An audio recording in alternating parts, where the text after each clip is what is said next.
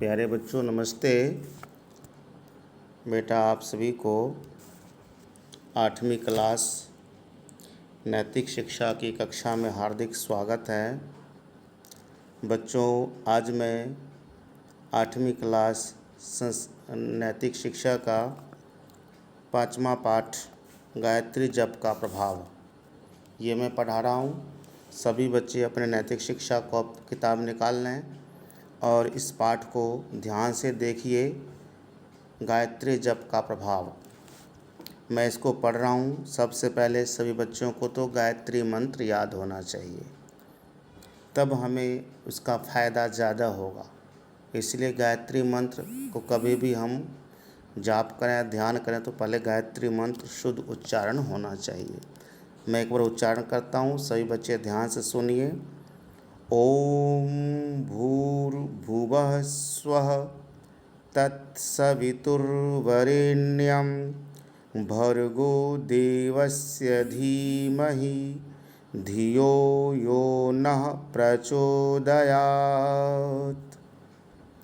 इस गायत्री मंत्र को सावित्री मंत्र, गुरु मंत्र, वेद माता, महामंत्र आदि अनेक नामों से पुकारा जाता है।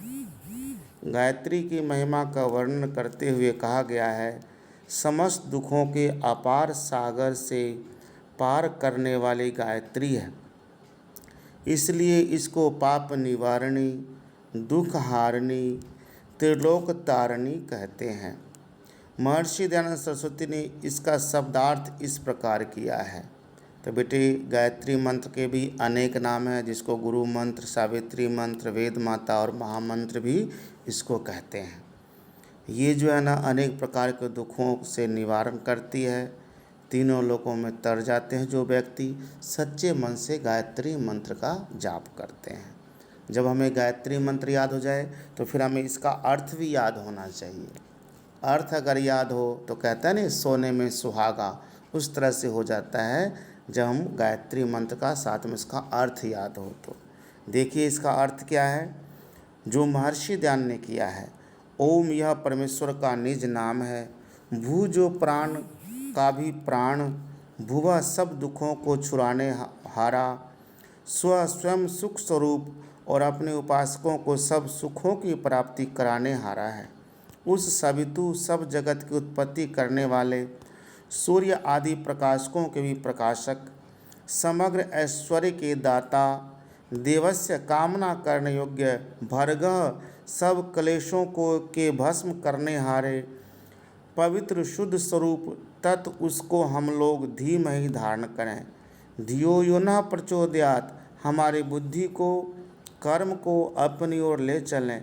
इसी प्रयोजन के लिए जगदीश्वर की ही स्तुति, प्रार्थना, उपासना और किसी उपास्य इष्ट देवों को उसके तुल्य या उससे अधिक नहीं मानना चाहिए।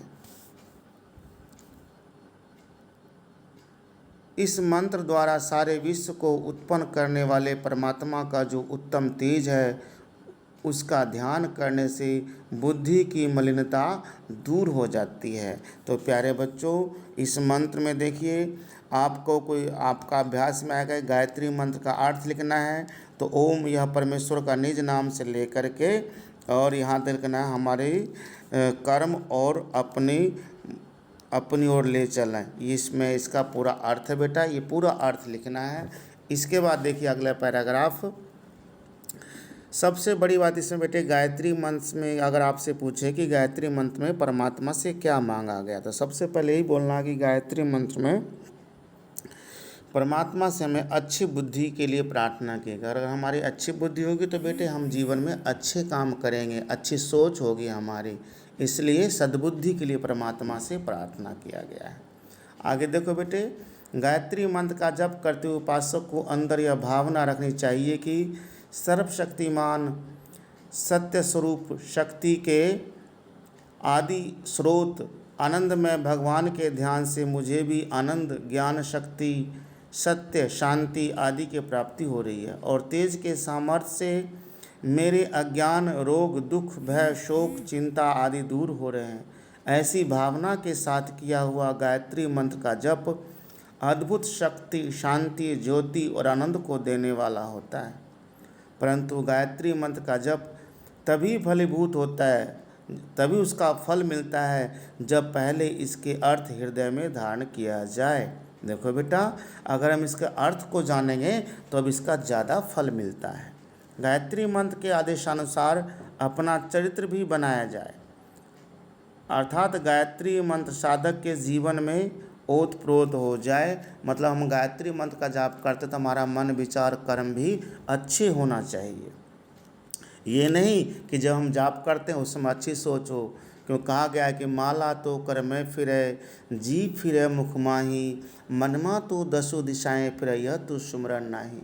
अगर हम गायत्री मंत्र का ध्यान करते हैं तो केवल गायत्री मंत्र का हमें जाप करते समय उसके अर्थों का ध्यान होना चाहिए, हमारा मन इधर उधर नहीं जाना चाहिए। इसलिए कदाचित वृत्ति का निरोध करते हुए हम जब गायत्री मंत्र का जाप करते हैं तो फिर हमें वो अच्छा फलदायक होता है। आगे देखिए पैराग्राफ में, जिस प्रकार परमात्मा अपनी सविता शक्ति द्वारा सुप्त प्रकृति को प्रेरणा करके सृष्टि को रच देता है, इसी प्रकार परमात्मा को सविता नाम से पुकारने वाले साधक का भी कर्तव्य हो जाता है कि वह अपने आप को और दूसरों को प्रेरणा देकर अज्ञान की निद्रा को दूर करे और सब मनुष्य को ईश्वर भक्त, वेद भक्त तथा जनता जनार्दन का सेवा बनाने का यत्न करें। तो बेटे आपका अभ्यास में आएगा सविता शक्ति का, तो आप ये पैराग्राफ को ध्यान से देखना। अगला है, गायत्री का जप प्रातः स्नान करने के पश्चात तथा रात्रि में सोने से पूर्व अधिक उपयोगी है। मतलब गायत्री मंत्र का हम जाप कहते हैं सुबह और शाम करना चाहिए, जब संधि की बेला हो, जब संधि का समय हो। जप का स्थान पवित्र एवं शांत होना चाहिए। महर्षि दयानंद जी के गुरु विरजानंद जी महाराज को गायत्री के जप से ही सिद्धि प्राप्ति हुई थी। गायत्री की सिद्धि से मनुष्य ब्रह्म तक का साक्षात कर सकता है। गायत्री, महात्मा गांधी ने एक लेख में लिखा है कि गायत्री मंत्र का स्थिर चित्त और शांत हृदय से किया गया जप आपत्ति काल के संकटों को दूर करने का सामर्थ्य रखता है। मतलब हम कभी संकट में फंस जाते हैं, जब हमारे दुख का समय होता है, अगर हम सच्चे मन से गायत्री का जाप करते हैं तो सभी दुखों से हम निवृत्त हो जाते हैं, अगर अपनी भावनाओं के साथ अगर हम जाप करते हैं तो। और आत्मोन्नति के लिए उपयोगी है। महात्मा आनंद स्वामी ने गायत्री जप के लाभ का वर्णन करते हुए कहा है कि जब वे 8 या 9 वर्ष के थे तो मंद बुद्धि के होने के कारण बड़े निराश रहा करते थे। वे अपने जीवन को बिल्कुल निरर्थक समझते थे, क्योंकि कोई भी उनसे प्रसन्न नहीं रहता था।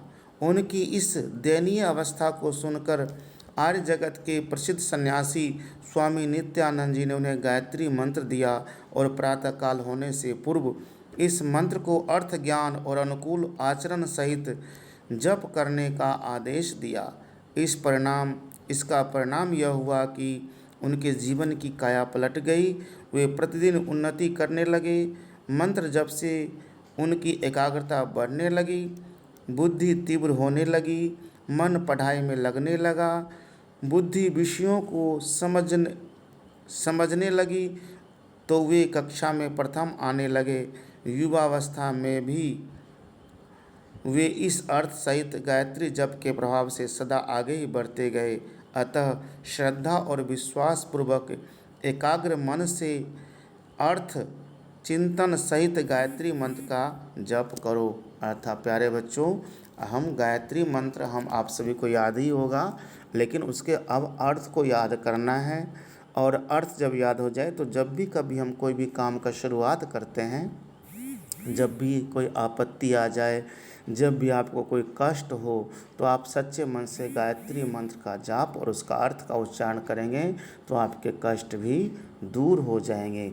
जब भी आपका पेपर का हम शुरुआत करते हैं परीक्षा में, तो उससे पहले हम गायत्री मंत्र का जाप करते हैं तो हमारी बुद्धि तीक्ष्ण होती है, हम जो भी कोई भूल जाते हैं वो भी अनायास याद हो जाता है।